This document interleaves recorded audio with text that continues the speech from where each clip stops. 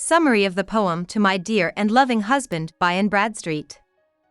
Anne Bradstreet's poem To My Dear and Loving Husband is a heartfelt expression of love and devotion. She writes in a simple but deeply emotional way, showing how much she values her husband and their relationship.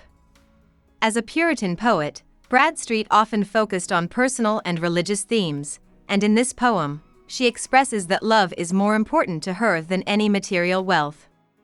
The poem is filled with comparisons and statements that highlight the strength of their bond. At the beginning of the poem, she writes, "If ever two were one, then surely we." Here, she says that she and her husband are so closely connected that they feel like one person. This shows how strong and deep their love is. She continues, "If ever man were loved by wife, then thee," meaning that no husband has ever been loved as much as she loves hers. The phrase "if ever" is repeated in the first 3 lines, creating a strong rhythm and emphasizing her certainty about their love. She then challenges other women to compare their happiness with hers, believing that her love is greater than theirs. In the next lines, she compares her love to gold and the wealth of the East, writing, "I prize thy love more than whole mines of gold, or all the riches that the East doth hold." At the time, the East was associated with valuable goods like silk and spices. By saying her husband's love is worth more than gold or riches, she shows that love is more valuable than any material possessions.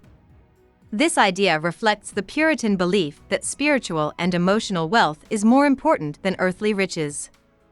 Bradstreet then describes how strong her love is, saying, "My love is such that rivers cannot quench." This means her love is so powerful that even a river could not put it out, like an unquenchable fire. This image suggests deep passion and also connects to religious ideas, where love and devotion are often compared to fire. She adds, "Nor aught but love from thee give recompense," meaning that the only thing that can match her love is love in return. This shows that love is not about material things, but about emotional connection. She then admits that she can never fully repay her husband for the love he gives her. "Thy love is such I can no way repay." Since she cannot repay him herself, she prays that God will reward him. "The heavens reward thee manifold, I pray." This line reflects her strong Puritan faith, showing that she believes God will bless her husband for the love he gives her. In the final lines, she expresses a hope that their love will last forever. "Then while we live, in love let's so persevere, that when we live no more, we may live ever." She encourages them to stay strong in their love while they are alive so that they may be together even after death. This reflects the Puritan belief in eternal life and the idea that love can continue beyond this world. The poem follows a clear and simple structure.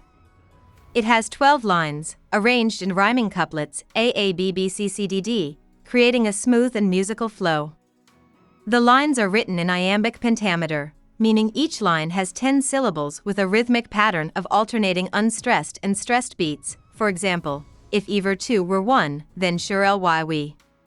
This steady rhythm makes the poem feel harmonious, just like the love it describes. The main theme of the poem is love and devotion, especially within marriage. Bradstreet shows that love is not only a deep emotional connection but also a spiritual and eternal bond.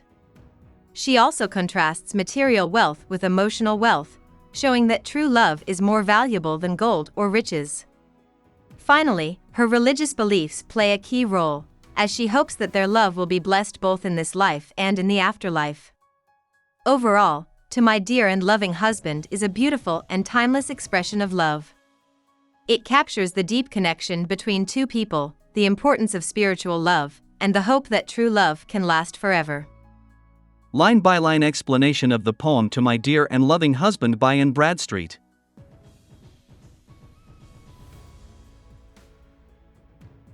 Line 1. "If ever two were one, then surely we."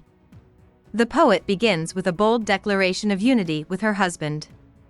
She suggests that if two people have ever been so deeply connected that they seem to be one, then she and her husband embody this ideal. This line expresses the deep emotional and spiritual bond she feels with her husband, emphasizing the idea of true marital love and oneness. Line 2. "If ever man were loved by wife, then thee." Here, Bradstreet directly addresses her husband, stating that no man has ever been loved by his wife as much as she loves him. The phrase "if ever" sets up a rhetorical argument, reinforcing her belief that her love is unmatched and absolute. This line conveys her devotion and affection, showing that she considers her love to be unparalleled. Line 3. If ever wife was happy in a man. In this line, the poet shifts to herself, suggesting that if any wife has ever found complete happiness in her husband, then she certainly has.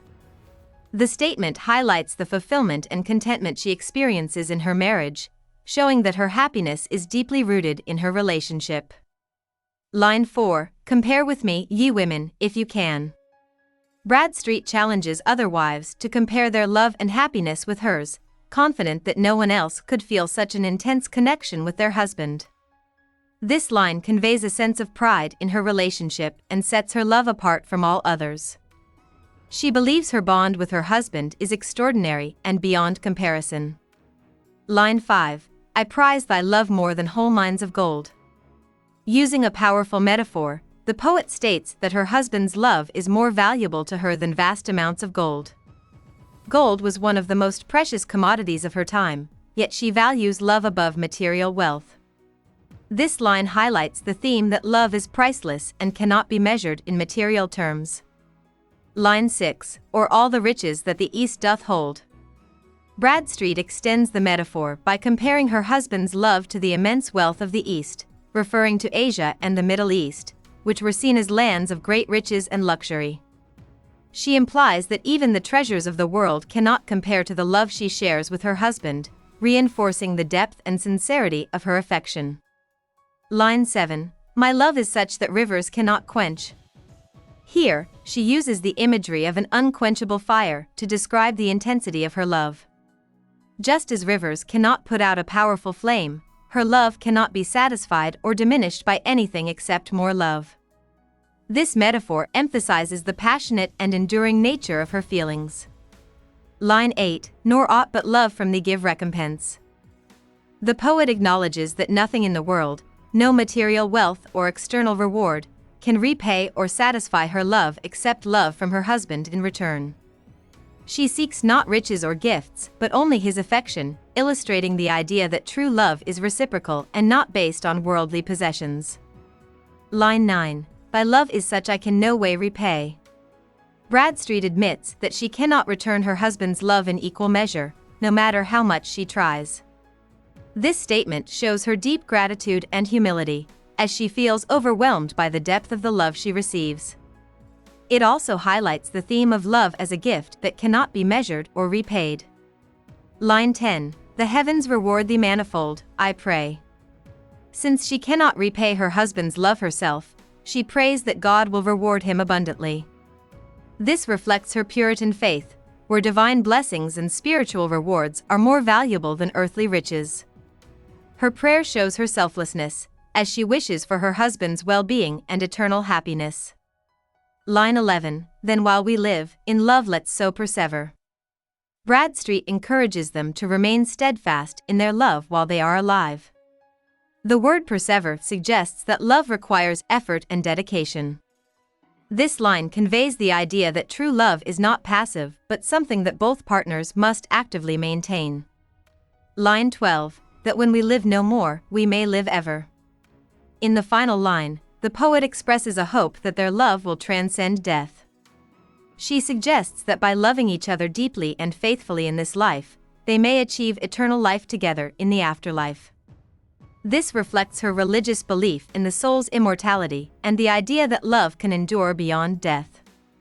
The poem ends on a spiritual note, reinforcing the connection between earthly love and divine eternity.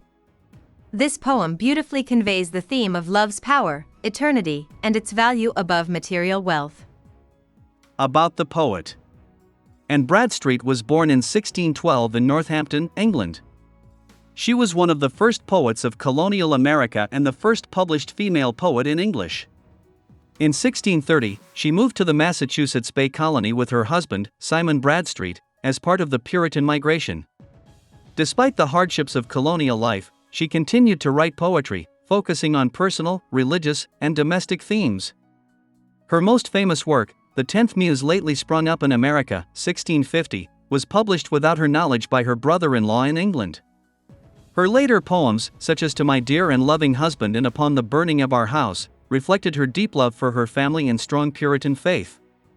Bradstreet's poetry combined personal emotions with spiritual reflection, making her a significant figure in early American literature.